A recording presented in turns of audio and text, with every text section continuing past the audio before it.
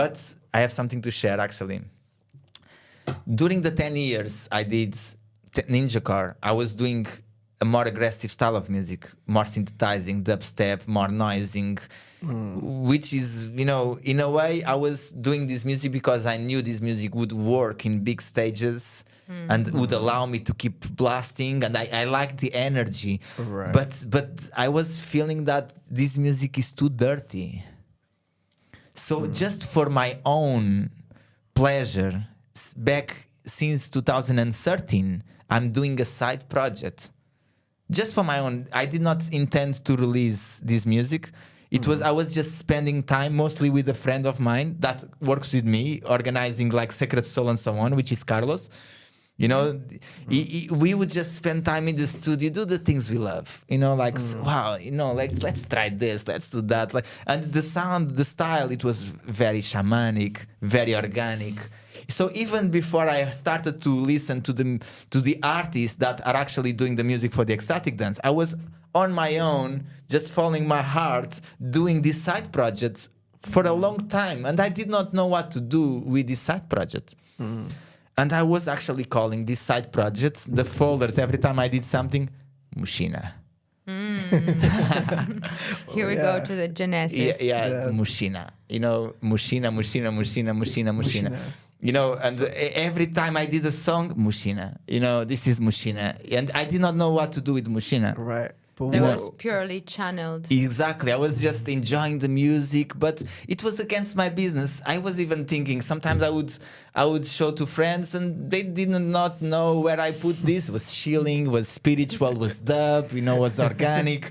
So it was not related at all with what I was doing. But when I started to go deeper into the ecstatic dance and I met these people and I started to really do ecstatic dance almost every week, I started to think actually, it's so nice how the universe works. This is the place where actually Mushina has a voice, you know. Right. So I feels like, wow, really the God, the world, whatever, prepared me for all this time to actually, the pieces come together and now I have a place to be myself again. Wow, this is such a beautiful and inspiring you know, story. Wow. But I was a slave of my own projects. I was having gigs all the time.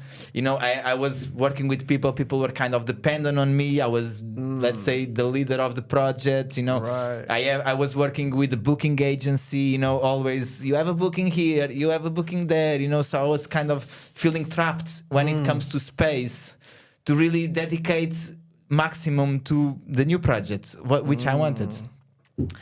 And I was really feeling really confused because... That's really interesting because I think a lot of people can relate to that when we have like a normal life job and a soul work calling. So like... Totally, you know, exactly. We want to know. This is what happens, you know, we want to start a new project, but somehow we don't have the flexibility to move on because we are trapped in a situation. So I was feeling like that, even though it was amazing project that I created with myself. I was actually feeling trapped on it. You know, it was not like I was working on a corporation or anything like that. It was still, so, you know, I was feeling confused at this time.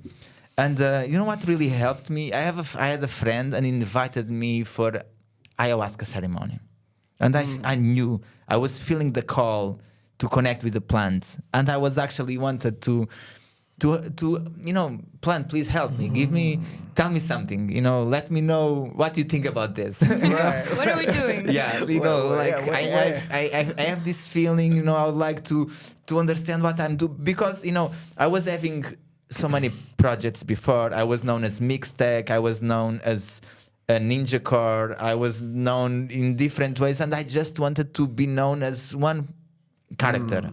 Okay. I just want to embody... Integrated. Yeah, exactly. I was feeling all over the place. And I did not want to have more than one Instagram page. You know, I don't want anything.